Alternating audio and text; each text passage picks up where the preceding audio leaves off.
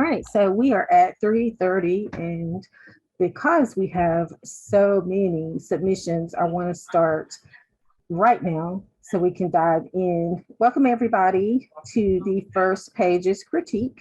I'm Carmen Tanner Slaughter, and I am going to be reading for you today. Um, we've got some wonderful agent and publisher representatives here. They all have some stellar, extensive bios, but in the interest of time, I want to just give their names, and then you can go to the conference webpage or the program to read more about them. And that way we'll be able to get in more of these wonderful submissions. So we have Elizabeth Cox, Leah Pierre, Charlotte Wenger, Lou Aronica, and John Adcox. And Marianne is going to be sharing the pages on the screen so that you all can read along with me. But I'm going to go ahead and dive right in. The first is titled Lily. Her imagination was broken. Somewhere along the way, it had just clunked out on her. And she feared that if clunked out was her idea of good word choice to describe her feelings, maybe her imagination was not just broken, it was in retreat, never to return. Maybe she just sucked or something. Which fate was worse, death or community college? Lily wandered the aisles of stones, checking out all the titles, hoping to fix her what? By osmosis. Her what? Writer's block, imagination, whiny inner monologue, all of it. Her brain, her sense, whatever. The $50 art books, the ones for coffee tables, had helped jar her before. Maybe she just wasn't good enough, not talented. She found those art books. Photography, photography of people, photography of trees. Where should she look? Something was here to be found if Lily knew where to look for it. Sometimes it must be enough just to look for it. And sometimes it's not enough just to look if you don't find anything. Eventually, you must start something, she told herself. Eventually, you have to start the story or the idea. You take the idea like a seed and you water and nurture it. And you don't leave it on its own. And you don't mix metaphors. And you don't make bad choices and you stick with an idea. Sometimes it's good enough that you're looking for a new story. And then sometimes it's been too long and you have to create something. You have to create something or you'll forget who you even are. Even the country was telling her that she was worthless, but Lily didn't want to lose herself.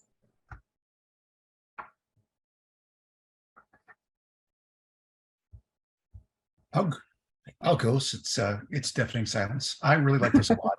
I love the voice, and I'm always intrigued by creative projects that are about creative projects. The one comment I have is one of my pet peeves is the word was. So I think there's always a better verb there. It's very passive. I think if you started this just with her imagination broke, somewhere along the way, it just clunked out on her, and get rid of the was's and make it active, it'll pull us into the story a lot faster. But I already like the character and I'm really intrigued to see where this is going. I would definitely read the second page and then the third. I agree with John. I like the voice as well. A lot, it captured me from the very first paragraph. I like the self-deprecating humor. I would say, just make sure that the character doesn't ruminate for too many pages because that messes with the pacing and you have to catch the agent or editor's attention in those first few pages. I agree with Elizabeth because that was going to be my comment, was just I think it goes into abstract detail or abstract thought a bit too long, goes off, and we're still not really sure where this is, who this character is, who she is really, and what she's kind of thinking about, what is causing her to think. And then the last line of the first paragraph, which fate was worth, death or community college, I'd like to know a little bit more about that because you stick that line in there and then we're just on to the next thing. But I want to know why she's thinking that? What is the backstory behind that? All right. Anybody else? Okay. We will move on to number 2. This is The Willow and the Mangrove, and it's middle grade fiction. Veronica Natalia Derryberry III hated to sweat. Well, that wasn't entirely true. Sweat had its place, namely in the Scandinavian dry sauna her parents installed in the pool house for her 16th birthday. Or, if she was really pushing herself that week, in the lycra of her Lululemon leggings at a Pilates perfection class. It certainly did not belong on vacation. Yet here she was, trudging along this boardwalk of death in white rubber Versace flip-flops that kept sliding off her feet. With each step, a gritty layer of sand chafed at the delicate skin between her manicured toes, rubbing them raw. Sweat trickled between her bony, spray-tan shoulders and pooled in the small of her back, soaking through her black shift dress. Black, you see, because she was in mourning. Mourning for her summer, which her parents had opted to spend not in Santorini or Lisbon or Cancun or anywhere else with a semblance of civilization, but in a swamp, a real life, actual stinking, Shrek probably lives here swamp. Ugh, she thought, lifting her oversized sunglasses to dab at the bridge of her perfect nose. We look like homeless people hoofing it in this heat. She produced a wrinkled copy of People from her tote and fanned herself. If the magazine also happened to conceal the lower half of her face from potential witnesses to her humiliation, so be it. She scowled up at her father, Mitchell, who kept stopping to take photos on his iPhone with a dopey smile on his face. A big, balding man who'd made his fortune marketing baby food. He was built like a 90s refrigerator and had the fashion sense to match. He didn't seem to mind the fact that his khaki-colored polo clung damply to his armpits and belly. Annoyingly, his strappy Velcro sandals, which Veronica threatened daily to burn, seemed to be giving him no trouble as he trekked through the humid hellscape. Well, the voice of this one really stands out to me, as well as the character. I really appreciated how you kind of worked in a lot of the details into the narrative. It didn't feel like you were just telling us these things, like she was this, this, and this. You really got a sense through the voice, which I really appreciated. I do think this definitely has kind of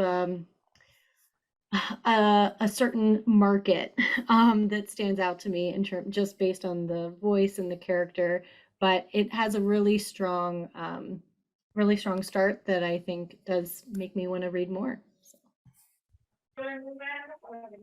I agree. I thought this voice was really great. My only thing is I don't know, Carmen, you said this was middle grade. I just didn't feel like this was a middle grade voice. And then I'm going back up. I see like it's her parents installed in the pool house for her 16th birthday. That's not middle grade age range. So I just revisit that or just remarket it as YA, because if it's YA, then perfect voice. You know, everything is really great, and I definitely would keep reading. You took the words right out of my mouth. This is YA, not middle grade, unless you age the character down. But to me, this is definitely more of a YA voice. It kind of reminds me of a young Alexis Rose from Schitt's Creek, which I love. So I would really like to see the evolution of, oh my gosh, can you scroll up? What was her full name? It was Veronica Natalia Derryberry III. Beautiful, love it. Yeah, I agree with Charlotte, off to a very strong start. Yep, totally. I can't remember. Oh, go ahead. Go ahead, John. I was just gonna say, I can't remember reading a first page that had so much character development just in one page. I really know who this is and I love it. Yeah, and also feel like there's some movement here also. This really accomplishes a tremendous amount. Awesome. All right, next is YA, and it's The Surface of Water. Fire is my favorite element. What I like best about fire is the sound. First, the crack of ignition, followed by the wind of acceleration as it starts to spread. Then the shattering of glass as the windows blow out, and the roar as timbers and walls collapse, hitting the ground with what sounds like thunderous applause. The scream of sirens splitting the air and your eardrums. Watching fire is a visceral experience and it makes me feel powerful. The fire I remember best is the first one. It was my grandparents' garage, a frame building that sat at the back of the house and was accessible from an alley that ran behind the street. I was too young to say I had planned it, so I guess it was an accident. But it was the first time I understood causality and realized that I was a force in my little world. From then on, I took a special interest in every outcome I was warned about. When my mother told me, "Don't do that to Sissy, you'll hurt her," I knew she was telling me what I was capable of doing. Here's what I remember. A hard rain had knocked down a nest of tent caterpillars from a tree alongside the garage. Many of the caterpillars were dead, rigid, like dark question marks in their filmy sack. I poked it with a stick, then took it inside the garage. My grandparents never locked the side door. I decided to see what would happen if I burned the nest. The red gasoline can used to fuel the lawnmower felt empty, but I tipped it over anyway and some gas splashed out. It made a small wet spot. I took matches out of some plastic drawers, fumbled through a few attempts to strike one, and tossed it at the nest.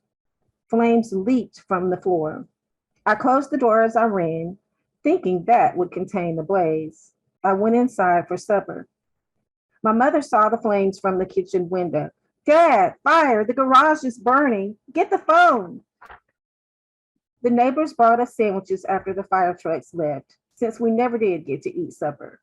I heard my father tell them the firemen suspected that the fire had been deliberately set.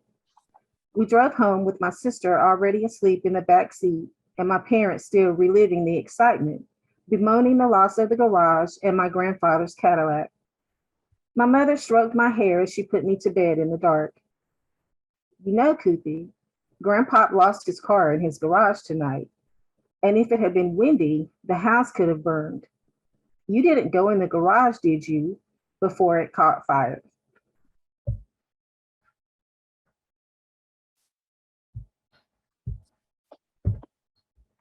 I love this opening paragraph.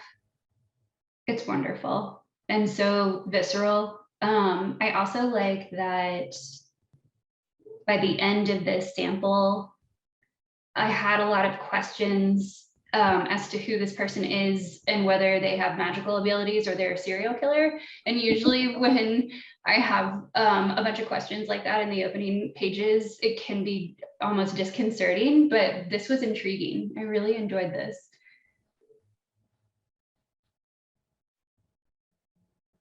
Anyone else? I definitely want to know what happens next. This is an intriguing character, a chilling character, no pun intended, but really intriguing. All right, moving on. The mud snake. The cataract hung heavy in the sky, its gray-white shroud smothering the sun's fading light. Like the film on the eyes of the dead, it did not blind. After all, what use do the dead have for eyes? But only reassured those who saw it that life was meaningless and brief. Beneath that tepid glow, Dar crouched stone-like in the highlands, silent, unmoving, ready for violence. His long arms brushed the ruddy soil beneath him, so dry. 10 days and no rain. Now, even the long-rooted spikers brought no moisture to the surface. If rain did not soon come, life might finally wink out. Through a shallow screen of gorse, he watched a band of hunters make camp. There were 32 of them altogether, restless in the gloaming, their careless voices echoing uphill and down valley like passers-by at a funeral. A few had gathered wood from fallen trees and were lighting a fast-burning fire. Others sharpened blades on dusty stone. One was butchering a hunk of meat. Dar did not let himself think what kind. Another stood apart, spurting vain urine onto the thirsty ground. To Dar, these fools were merely fish in an eddy, oblivious of the spear that hung above them. As the sun finally forsook the day, stars flared to life in a sudden rush of brilliance. It was one of the greatest ironies of life beneath the cataract. The ground barely grew food. Wildlife was rare as old men's smiles. The sun was gray and dim, but the moon and the stars blazed with life. Inured as they were by wickedness, even some of the hunters paused to gaze upward. But Dar had no time for brightness. It was his lot to plunge the spear.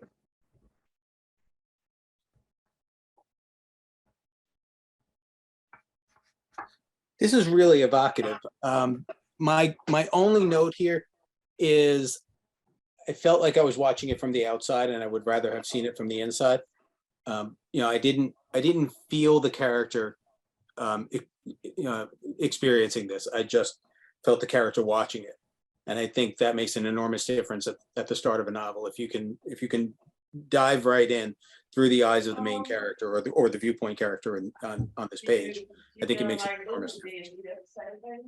Yeah, I really appreciated the world building in this. I think that's your word evocative, I think describes it perfectly because even though it is from a certain lens, I did feel like I had a really good sense of the world that we were getting ready to like enter into for the story.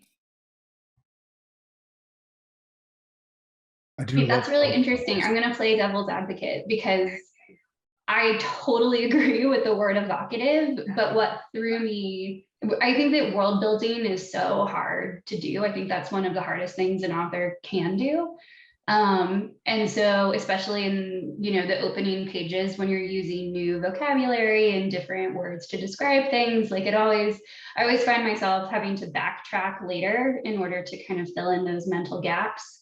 So I was already making notes in my head and like, what is it about the spear and the cataract? And that's the element that makes it harder for me to completely absorb the story from those opening pages. Yeah, Elizabeth, I actually think that dovetails with my thoughts as well, which is I think the most effective way to world build is to put the reader in the world. And the only really effective way to do that is through viewpoint. And, I'd rather feel this world first and learn about it later. Right, I agree. Both, and I think the writer could do that by just giving, like Lou was saying, put yourself in your character shoes, show us through the character's lens, and then I think that way you'll bring out more of that world building that Elizabeth is wanting. Like you can explain more of like what exactly cataract is. That's something I was a little bit confused on and took me out. And then kind of why is there a drought? The hunters and just kind of the relationship that he is with this world in Earth. Like, are we even still on Earth? I think that will be better explained if we can tap more into the character. Yeah, for sure. Okay.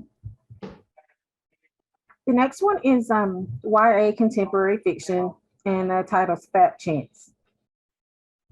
Breathing hard, I jogged across the baseline dead last, and I double over doing my best to catch my breath. A millisecond after, Coach Nichols blows out a long, slow whistle, punctuated with a shrill punch that rings in my ears. Join me in my office after we wrap up. When I glance down the baseline, more than one teammate is glaring at me. I've been playing ball with these girls since 7th grade, and those cold looks are familiar territory. One by one, they walk off the court, flushed faces and sweat drenched. I know what they're thinking as they walk by. How is she even on this team? Her fat ass will have us running suicides all afternoon. And they're right. I can barely keep up. Second string is my status quo, and with just 2 games left in the regular season, I don't see that changing. What the hell, In? You trying to kill us before playoffs? Said Kate. She's the feisty point guard who pretty much runs the show on court. She's fast and an incredible ball handler, but she hates the suicide run as much as the next girl. And though it hangs on the edge of my lips, an apology is lost on her. That last round of suicides is courtesy of me, Emerson Taylor, and my inexplicable inability to execute a defensive drill I practiced all season. My 50% accuracy level isn't going to cut it either. Sorry, Kate. If coach put me in for more than 2 minutes a game, I know I could remember the plays. You know how it is. My sweat is rolling down my face in waves now. No, Em, I don't. I played the whole damn game with the exception of a break or two to refresh my legs. I don't need you making me run triple in practice every afternoon. If ever there was a time to remember the plays, it's now. She didn't even wait for my rebuttal before stomping off to the locker room with 2 other teammates. I rolled my eyes and took a long swig of water from my frozen 2-liter bottle and sighed.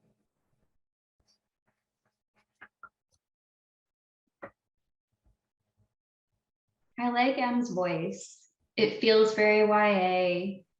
I like the setup, but I do wonder if this starts in the right place, because my big question after this first page is, why is M playing basketball in the first place if she's so bad and she doesn't even seem to like it very much?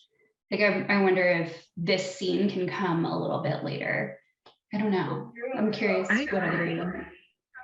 Yeah, I was thinking it just kind of dragged on a little bit because we already get the gist, like she's bad at, the team, basketball, that she was forcing the teammates to run extra. I just don't think that interaction with Kate and M is needed at the end. But rather what really drew me in is I want to see what Coach Nichols wants to talk to her about. So I wonder if you can start there and if that will like kick off the action, if that might be a better point to start at. That's a good idea. I think I like this better than everybody else. I'm with you. The tension here is, what does the coach want to say to her? And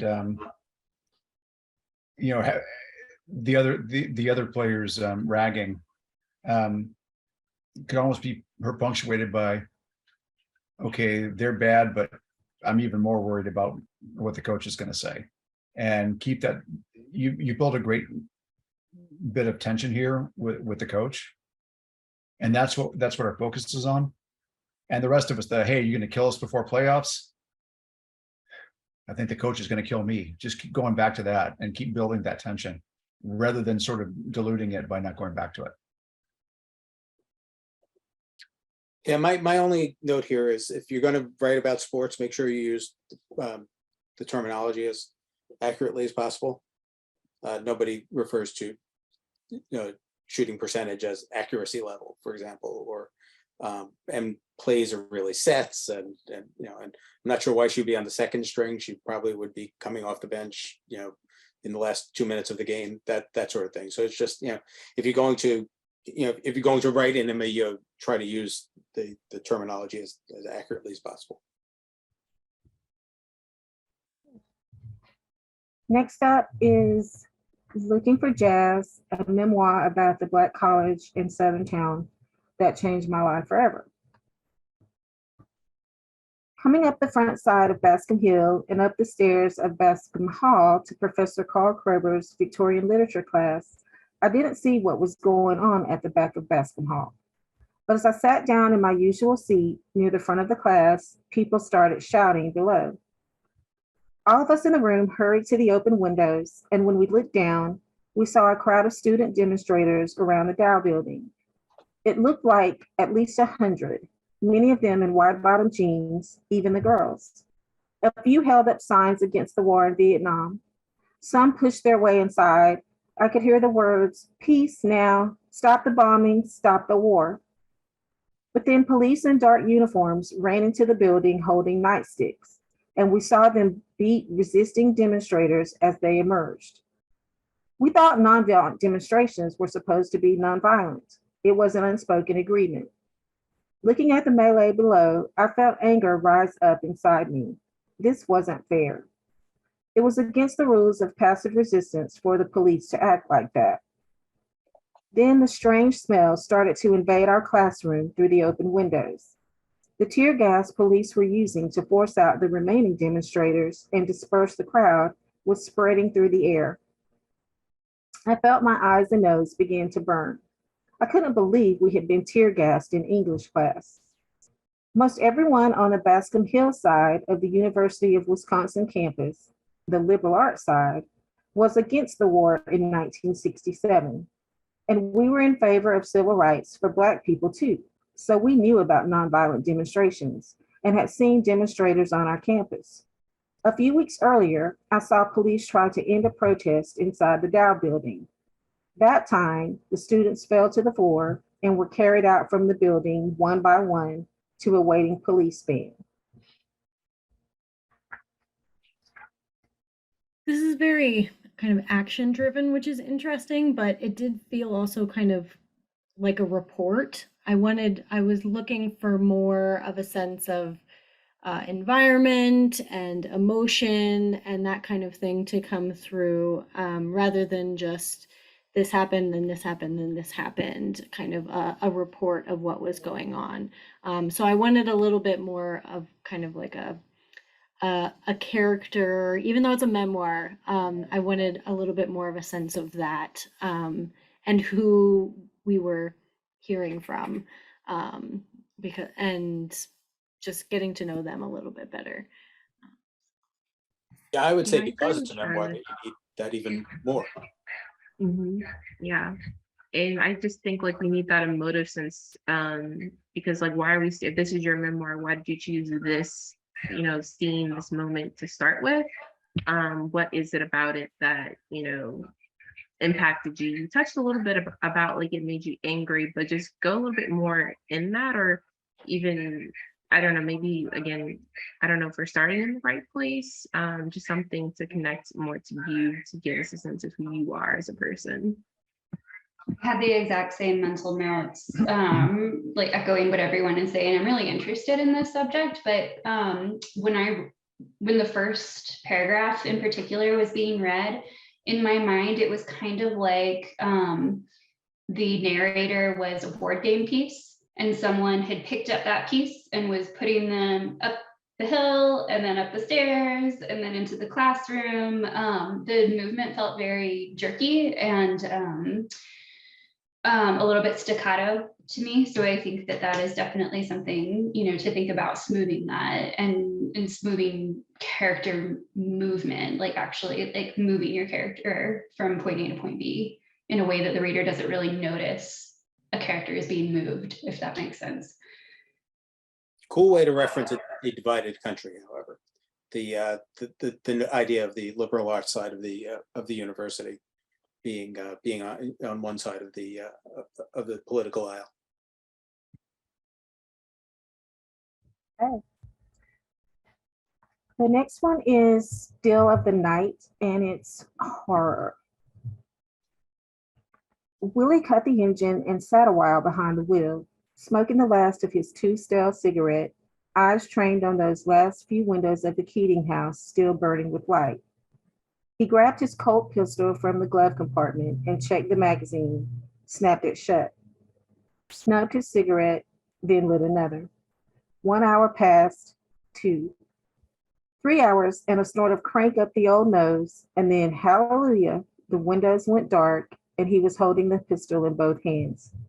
He'd been whispering again, whispering to Russ, bless his departed soul. And though it had been a long time since he and his brother had spoken, they both agreed it felt damn good to catch up. Russ didn't cotton much to this robbery business, but Willie simply reminded him of the fact that he was one dead motherfucker, so please don't lecture him on living people shit. He glanced over and saw the mask staring at him from the passenger seat. A deep fold crumpling its poorly rendered visage of Saddam Hussein, with those 2 big eyes peering up like black caverns. Tucking the gun into his belt, he grabbed the mask and stepped outside. In and out, he told himself. That's all it'll take. No problem, he told himself. Half an hour from now, he would be settled back at camp, snuggled up warm by the fire, and with a priceless heirloom to boot. He met the sidewalk and followed it past the house, making sure the coast was clear before doubling back and sinking behind a line of perfectly trimmed shrubbery. Entering the backyard, he crept along the shadows until arriving at the window he'd unlatched from the inside earlier that day. He reached up, only from here the window was too high. For a moment, Willie stood perfectly still, staring up at its glass. His nose creaked and rattled.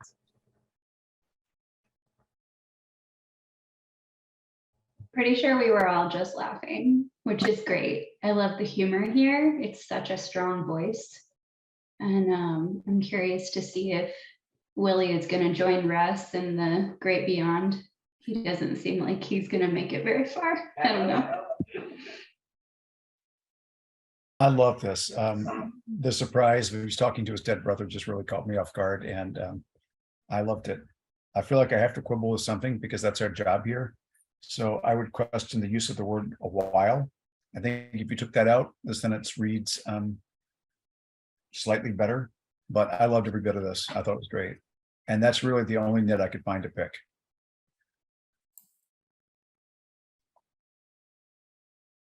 Anybody else?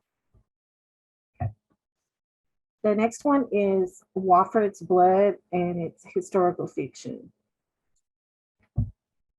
I keep the fire. Someone has to. I carried this same fire all the way from Ketawa to Oklahoma. My wife died on the trail. Her mother died. My niece died.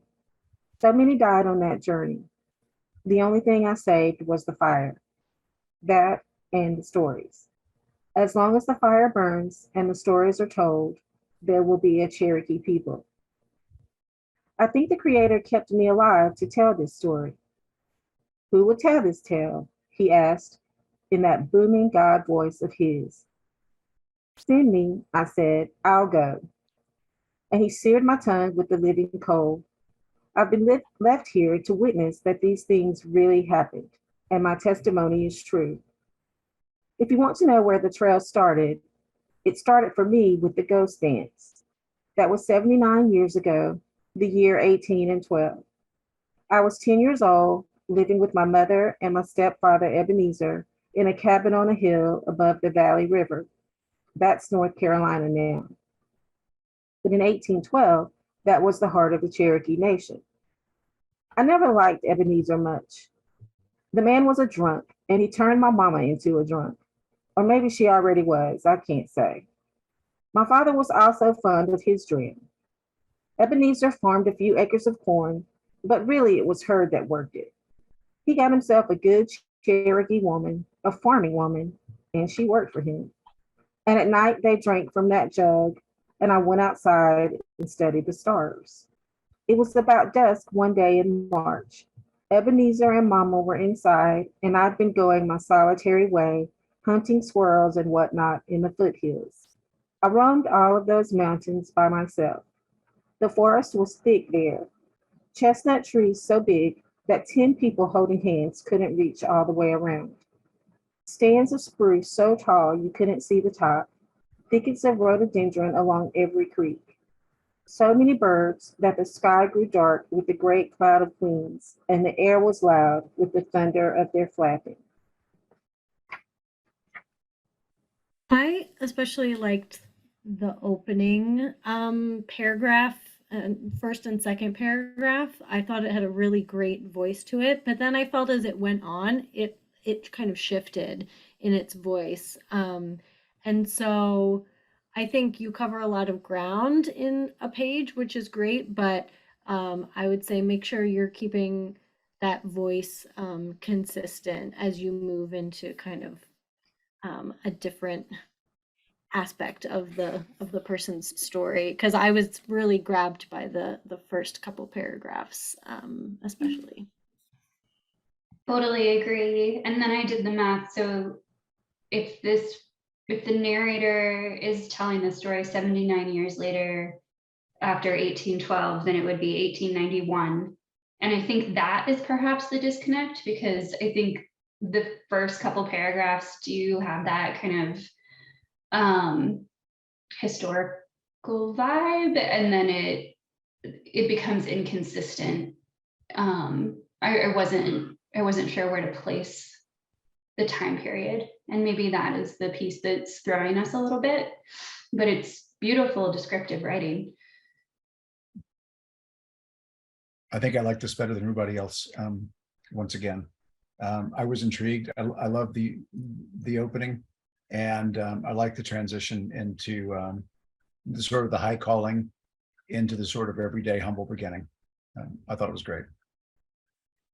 And as Lou would say, this is definitely from a character inside the story.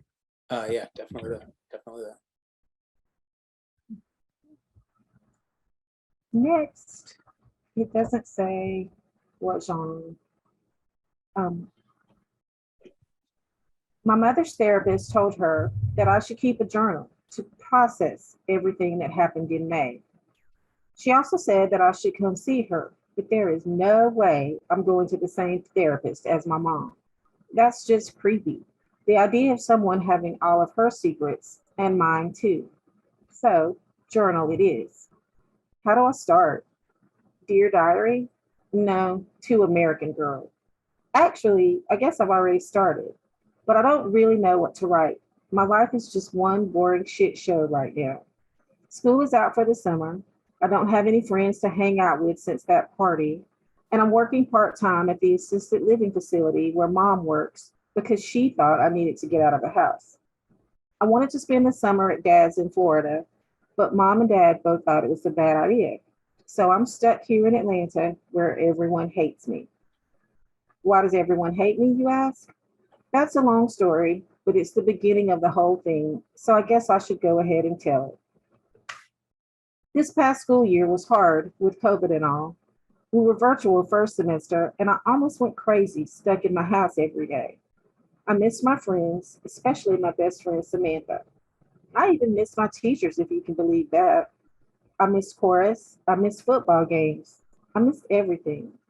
Then in January, we went back to school. We had been doing virtual learning for almost an entire year, and being at school again was great, at least at first. It surprised me how much people changed over that time. I had seen a few of our group over the summer, but some of the parents were super paranoid and kept their kids close to home.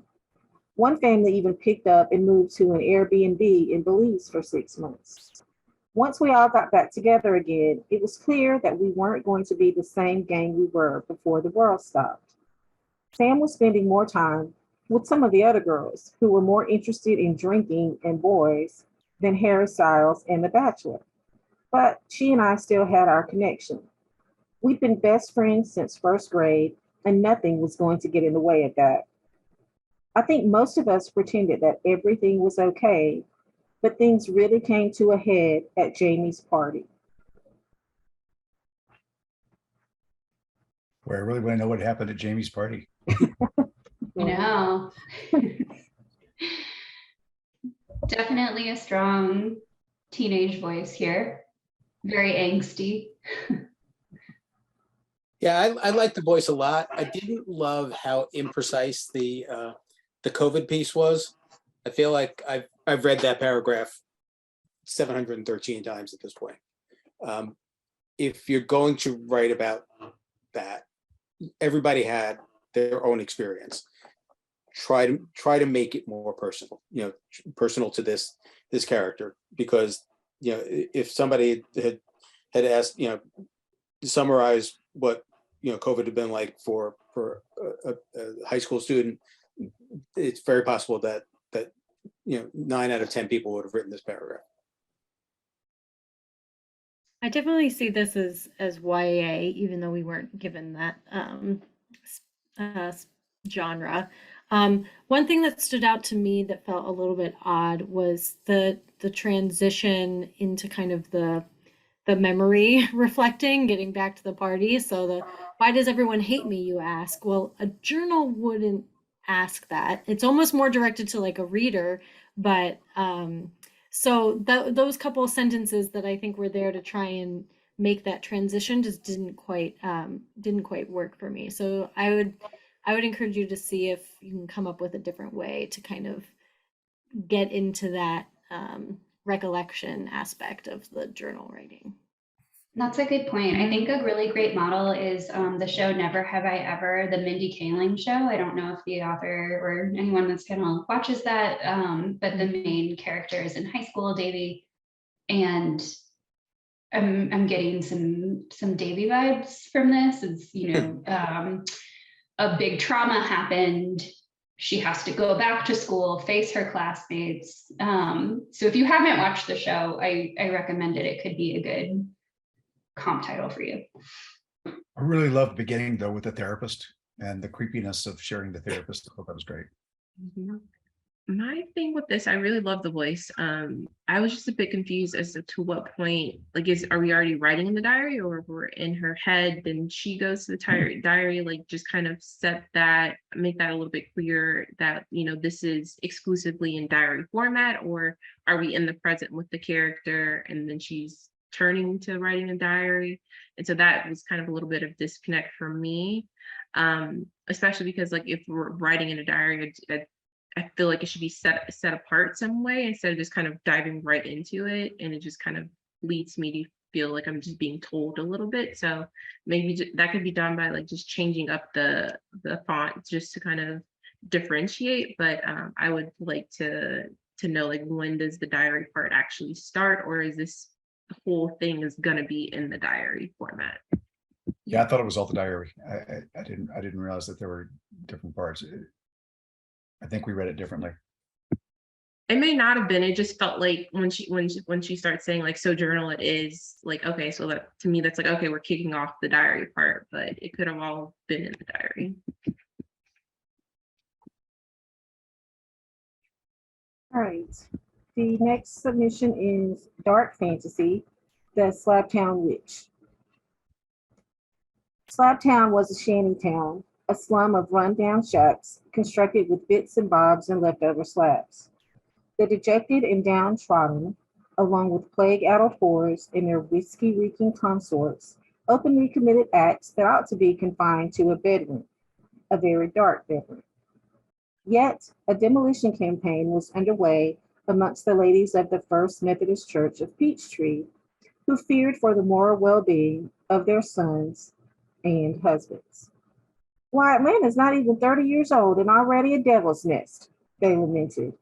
So, while the Civil War erupted outside the city limits, another war raged within the city walls. First Terminus, then Marthasville, before finally becoming Atlanta, the city was also nicknamed the Syphilis City of the South. Residents burned long after Sherman exited. Sergeants warned, any soldier found within 2 blocks of Slabtown will wear the barrel. Still, many men felt the hypnotic draw to Slabtown, chancing both the barrel and the Great Scourge. If Slabtown didn't thwart tourists of the darker interests with its noxious poisons, then surely the ubiquitous blasphemy would do the job. Cursing flowed as prolifically from the mouths of babes as from mouths of men competing in the art of profanity. Under the shadow of the saloons and whorehouses, men, women, and children stomped their bare feet in red clay and excrement. How to one's cunt will take the shine off of any of you cocksucking poxy cowards' boots. Every city needs a red light district, a land for pimps and their whores, whores and their orphans. But orphans attract do-gooders, churches, and ladies' causes. And with ladies, there are gentlemen, men of power who start wars they do not fight themselves, inventoried with the impoverished. Soldiers bring death, and where the undead troll, there be witches. In 1864, Atlanta, the undead outnumbered the living. Yet, only one witch reigned over Slabtown, and she was a necromancer of the worst. I love this. I think it does a really good job of setup, melding with very strong voice. It reads a little bit as a prologue, but I just think this was so beautifully rendered. Yeah, it did feel like a lot of exposition to me. I think either I kind of wanted to get to the witch a little sooner, a little more quickly. So while I think that it was really well written, it felt like just very exposition heavy right from the start. And I wanted to kind of get a little bit more of the sense and learn about the witch a little sooner. Yeah, I agree. I wanted to be anchored in a character sooner than we were. And maybe you could do this by starting off with which walking around Slabtown and kind of going through this exposition, like a tour of sorts. But otherwise, I agree with Elizabeth. Like the voice was really great. I think you did a really good job, and it almost kind of, in a sense, gives Slabtown like it's like it feels like its own character in a way. But yeah, really good job. Yeah, I got tickled because I kept hearing the international players anthem lyric. What's a hoe with no pimp and what's a pimp with no hose? But I'm sure maybe the writer wasn't thinking that, but when I read it, I was cracking up. So yeah, it's really good. Anybody else? I really love this. I also would rather have seen it from the point of view of a character, but I love the voice. I love the story. I love the world building.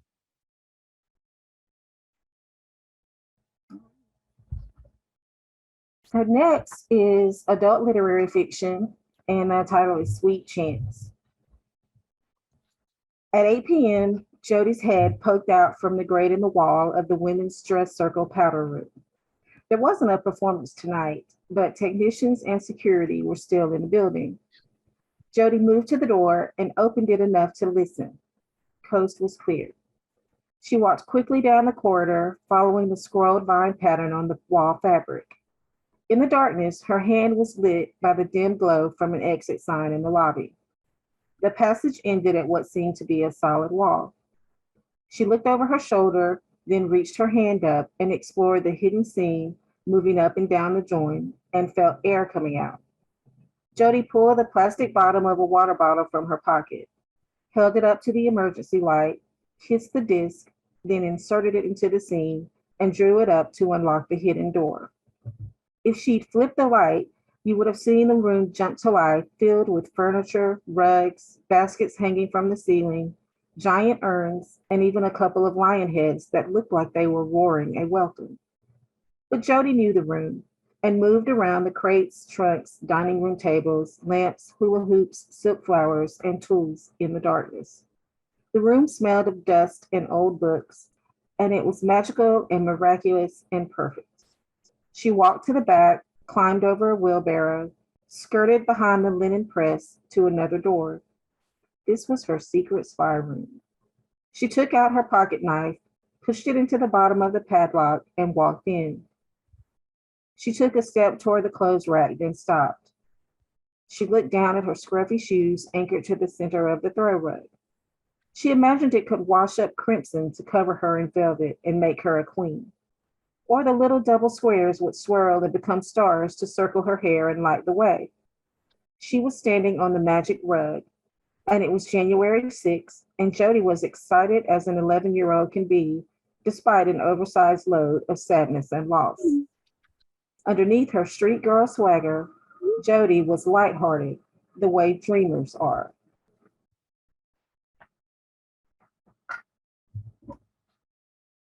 I feel like there's such a warmth to this, along with I love that first paragraph. I thought the setup was done really well. Just a couple of nitpicky things in the second paragraph. If she'd flipped the light, you would have seen the room jump to life filled with furniture. I think it should be she.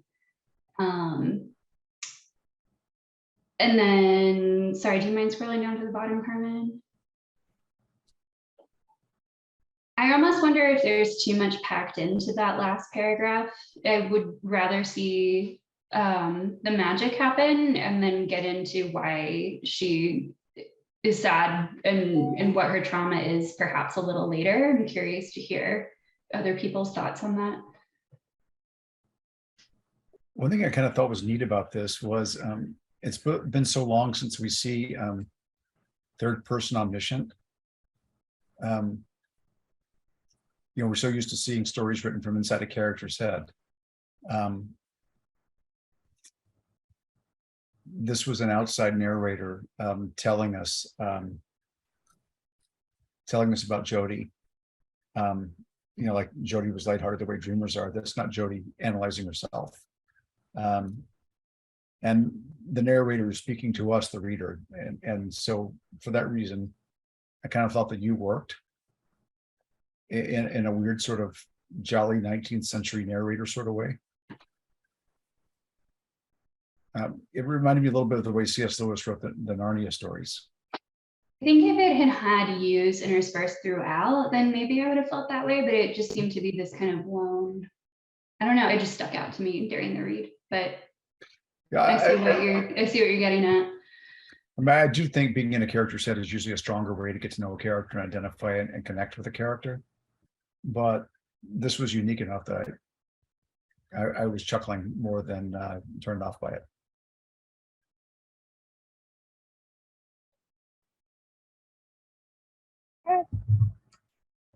Next up, doesn't say what genre it is.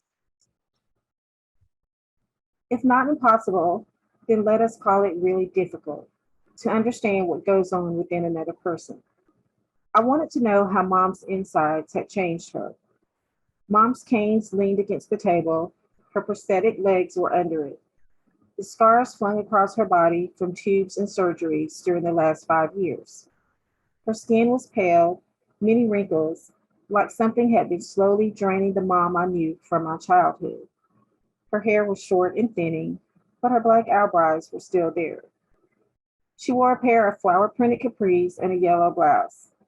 When she approached the table, she used 2 canes to walk on her prosthetic legs, and many people looked, of course. But she was happy to be out with her son, me. We were out in the world. The medical world, the world of illness, seemed to be a fiction or something hidden for that afternoon. This was a good moment. This was one of the last times we spent together, just the 2 of us, while we sat outside at this restaurant. She felt good enough to venture out of the house. The weather magnificent in late April. Trees awakened from winter, coats and sweaters were left at home. It felt like a moment when I could ask anything, but I didn't. I didn't know where to start. I didn't know how to ask Mom how she lost her legs exactly, or why she had spent half a decade nauseated and in pain. I didn't know how exactly the disease within her, that wretched type 1 diabetes, transformed her from my single, strong mother to someone on disability in her late 40s. Mom. Christy Kite was her name. The lunch was when I was in college and a senior. I was 22. It was 2011. I ordered crab cakes and Mom got a salad.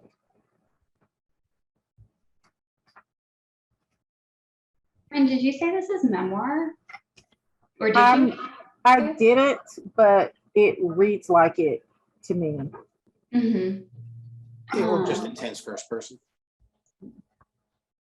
It's funny. This was like, they were like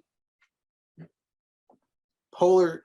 I had polar experiences with this because I loved how internal it was, and I loved how much you made me feel what this person was going through. But then, and I think I understand what the point of laying in all the details was, but the details made it feel like a report and took me out of what was a pretty intense experience up to that point.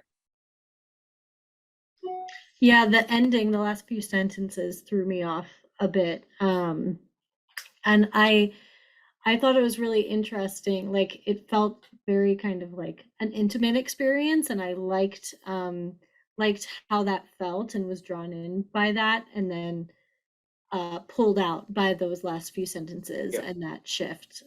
So I think that's what, you were getting at, Lou. But it does make me curious about these 2 people and their relationship. And I was especially intrigued by the idea that, like, it felt like it was a moment that he could ask anything, but he didn't. And I was curious as to, like, why didn't he already know these things about his mom? Especially being a 22-year-old and Yeah. not knowing why, like how she lost her legs exactly. I feel like the person would know that. Mhm. Mhm. It was almost like he hadn't seen her in a long time. And so maybe that was the point. I'm not sure, but it did. Yeah, I totally agree with Lou and Charlotte. The last bit of that elicited some confusion. However, it's a compliment, by the way. If this is a novel and we were asking the question whether this was a memoir or not, that means it was a successfully written first person piece of fiction. Absolutely. Next is Banshee, and it is vampire fiction. Mari glanced at the horizon and then hurried across the parking lot. Stupid daylight savings time, she thought. Longer days meant fewer chances to get anything done. Her hand closed on the door handle of the store and she pushed it open. Silky, milk-colored skin, crimson-stained, elongated teeth, and vacant yet knowing stares greeted her from the covers of even more vampire novels. Really? One step closer to absolute revelation. New authors wanting to cash in on the latest craze, telling more and more about a community that needed to remain private. Her community, her friends and family. Their way of life was being shoved into the daylight with each turned page. She grimaced a bit at her own metaphor. How long would it be before one of these authors actually met one of her kind and got it all right? Well, there was that one woman from New Orleans. She had gotten the closest so far to the truth. Had the author actually met and interviewed one of her kind? As the series of books continued, however, they moved farther and farther away from the truth, with only one or two kernels that even resembled her kind. But other writers built on her premise, and each one contained more truth than the last. Soon there would be nothing to keep them safe. Mari dared not continue the train of thought. What had she come here for anyway? 500 years I can remember, she thought with a smile, but 10 minutes ago is lost to me. Perhaps a cup of tea would help her scattered brain find itself again. At the least, the steam might warm my skin before I hand over my card and scare the clerk out of her mind, she thought, almost laughing out loud as she approached the till. I really wish the title Interview with a Vampire wasn't already taken, is my hot take. This is fun.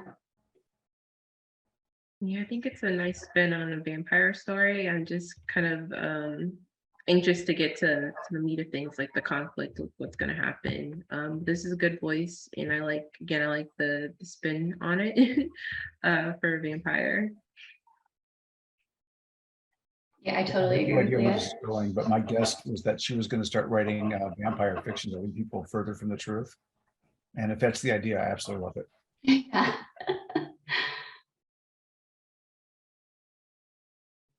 Next, Yeah, this is a good start. I'm seeing in the chat that everybody wants to read more of that story. So Which one, the vampire one or Yeah. okay. the vampire one. All right, so next is 9 Lives and its memoir. Each of my siblings, John, Jack, Josh, Jen, Jason, Jess, trickles in. I eye a smile at the long lost wooden chicken napkin holder and catch a chuckle at a crumpled photo of the boys splashing on driftwood. The moment is bittersweet. I relish that we are together, but while Dad's jester hat garners giggles, a tarnished tea set triggers a tear. An unsigned trust, an executed P&S, a shrug, a toss, a double thwack, and disgust. I want to resuscitate who we were, where a hand-painted Christmas ornament and a copy of One Morning in May pulses. But the epidemic that contaminated us infects the lifeblood that flows between our past and present. Antiquated Wang and IBM hard drives and circa 1990 floppy disks are emblematic of Dad's inability to let go. Black rotary phones, an accomplice in his unending denial. It's less humiliating to deride new technology than admit old age. Sorted and stacked electric, phone, and credit card bills, a facade of order. Multiple years old, they're a hoarded heap of mounting apathy, exhaustion, and lifeless surrender. In the bowels of this chaotic room, I see Dad and the life he endured after Mom died. Because I understand Dad, I understand the office. My siblings don't see as I do. The room neither captivates nor transports them. With its trappings, it doesn't nourish them. They abandon it for burgers. I cling to its kinship. Like them, I loathed Dad's choices after Mom passed, but I know they confused my compassion for complicity. Alone, I spy the eyeless Daruma doll that Mom tucked next to the Futu fortune-telling sticks and Dr. Seuss hat, which she made Dad wear when reading aloud. Mom didn't use this good luck charm. She never painted the eye and made a wish. She saved it for us. Embraced by Dad's leather chair, I rock. Each push and pull, a kiss on the scuffed wall. Like a coroner, I see inside, Dad exposed. The captain's hat, the Shakespeare, the wedding rings that aren't Mom's. Everything lay bare, autopsied. Uncertain if it's him or us that I stitch back together, I eulogize. Dad's legacy lay in the love, laughter, and lessons he leaves with us.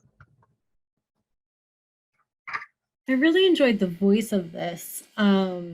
I was a little confused at the beginning by all of the different objects being mentioned, but then in the second paragraph, it seems to me that this is clearly a hoarder. And so I thought it was really interesting how all of those different objects that had been collected and over time were kind of brought together. And I think it's really interesting to think about, yeah, this person's relationship with their dad, even compared to like their siblings, like it's mentioned. I have a large extended family, so I think it's interesting to just see and learn and think about how large families deal with like the aftermath of a parent's death, especially someone who was a hoarder, it sounds like. So it does intrigue me enough that like I want to read more, especially because I really did enjoy the voice of this one. Yeah, I think the grief and the love is very palpable on the page. And I don't know, I would be so curious to read more because I'm not completely convinced that the story starts in the right place. I love this scene. I just don't know if this is where the memoir should open. I could be wrong.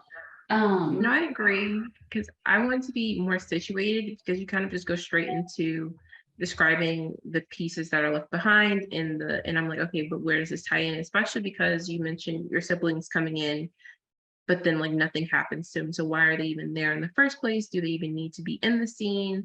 And so it's just a little bit confusing. And which is why I think we maybe stayed with, kind of that reminiscing about everything that, they're going through a little bit too long. Which leads me to agree with Elizabeth, like, are we starting in the right place?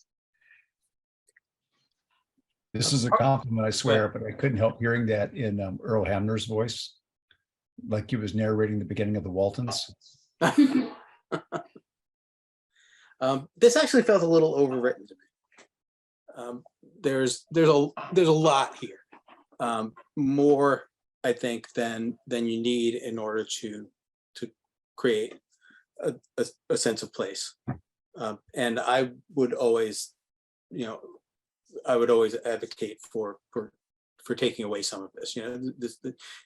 Black rotary phones and accomplice in his unending denial. Sorted and stacked electric phone and credit card bills a facade of order. Making everything a symbol, everything a metaphor. I think it's a lot in a page. I think this is, as just a quick aside, generally not just with this piece, but it's so interesting. I mean, this happens with every first page critique panel that I'm on. It's subjective. This industry is so subjective. Absolutely. So take what we say, with a grain of salt, because it's going to be perfect for one of us and not for others of us. So anyway, I just wanted to throw that out there. Totally with you.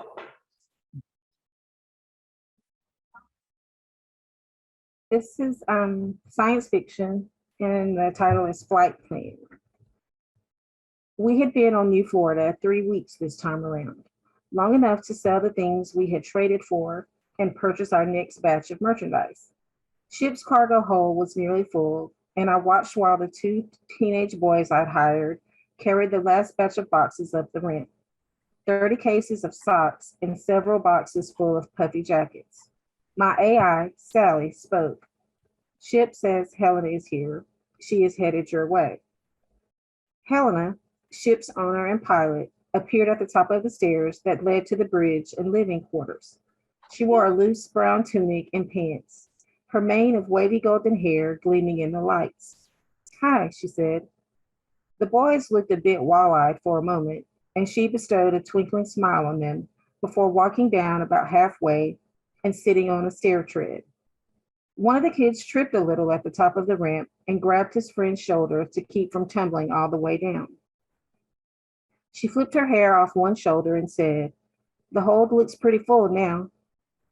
What's it like to be able to stampede youngsters just by walking into the room? She narrowed her green gold eyes and shrugged. Comes with the territory. We both looked around the hold, which was brimming with boxes. This is the last load, I said. Are we still on track to leave tomorrow? Yes, I'm moving back on board tonight. If you need an extra day, that'll be fine too. I'll be ready to go in the morning. That's good, Helena said. And then she leaned forward and smiled. I have a surprise for you. We're going to take a vacation on Patricia before we head out to trade this stuff. Patricia, I've heard of it. We'll be staying in a beach villa on the outskirts of a resort town. The casinos are open all night long. They have live shows and free food. You can go for long walks and take pictures. There are boat tours to some islands where you can see native animals and plants. I can gamble and eat and have sex and ride surf bikes. It'll be great.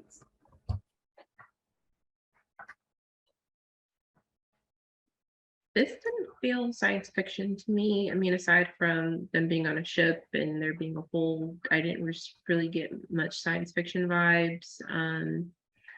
I'm very curious about the relationship, though, between Helena and the main character. I don't know if the character was named. I think it's a good start, but I think it could be sped up just a little bit and more world building. I also can't tell how old these characters are. Especially in terms of Helena's interactions with, do they refer to them as the youngsters or the boys? Like, how old are the boys? How old is Helena? I think for me, this was another example of not being convinced that this story starts in the right place. I would like to point out that we're told that the hold is full 3 times.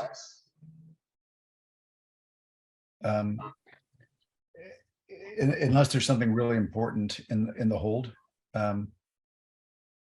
We're told more about the hold than I thought it was hilarious that what was there was socks and puffy jackets. That was great.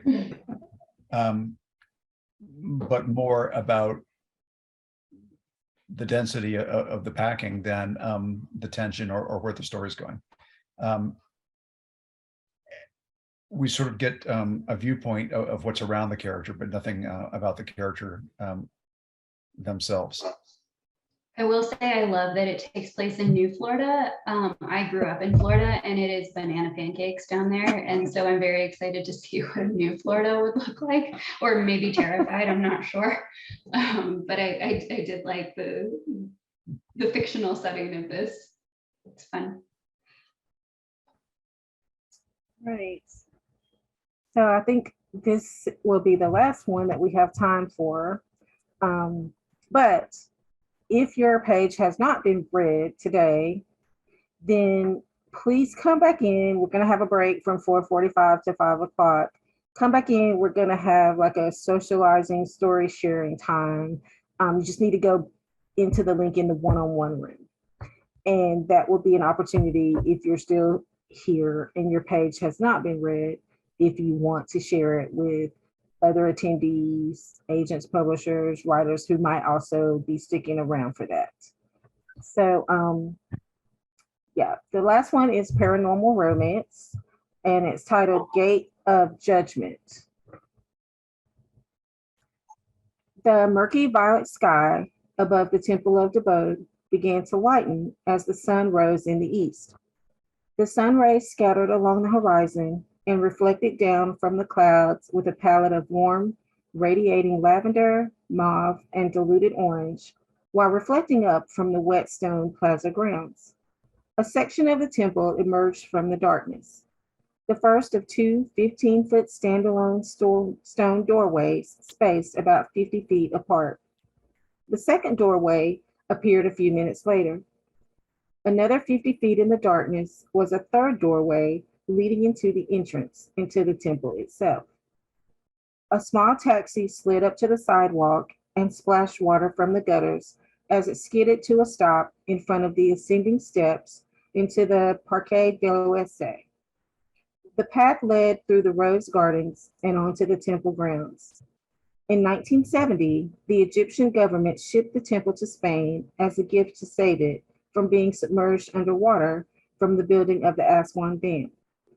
The temple, dedicated to the god Amun, was rebuilt stone by stone by a team of Egyptologists to the exact measurement it was built in Egypt over 2,000 years ago. A man wearing a long black rain jacket and black hat jumped out of the taxi. He tossed some money through the front passenger door window. The taxi sped away. Father Joel stared at the numerous steps he needed to ascend to reach the temple. He pulled out his cell phone and made a call. He didn't have to wait long before someone answered. I barely made it.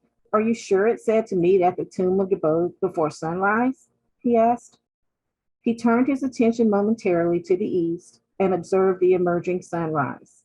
He checked his watch on his wrist. The time was 7 a.m. I need to go. Sunrise is in 19 minutes. I'll report back as soon as I can.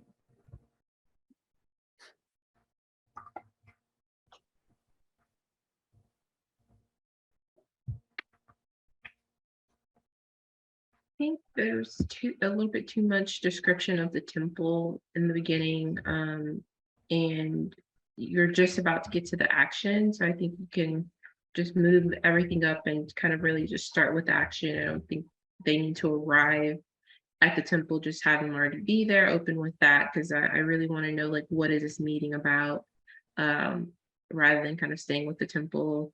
And I was just wondering, why would the Egyptian government give like one of their buildings to Spain? That didn't quite make sense to me, but that was I mean, the voice is good. I think it's a good start, but again, I think we can get to the action a little bit sooner.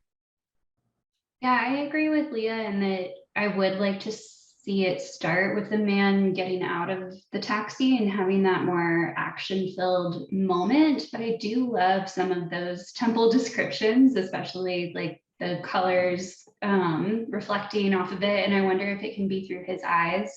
So he gets out of the taxi, he either like looks at the temple and relays that to the reader, or has his phone call and then looks at the temple. I think that you can sort of copy and paste pieces and parts of this first page to maximize impact. Yeah, if you're genuinely going after the paranormal romance market, character first every single time.